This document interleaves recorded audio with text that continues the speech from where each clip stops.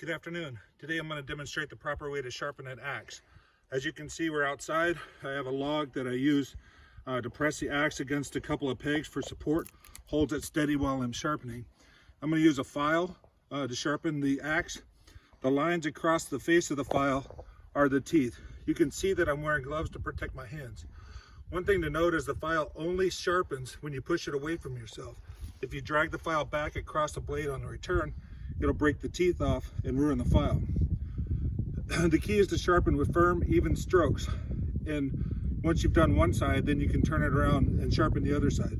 I always sharpen from heel to toe and then turn it around and do the other side. Under bright light, you'll be able to see that the sharp edge reflects light.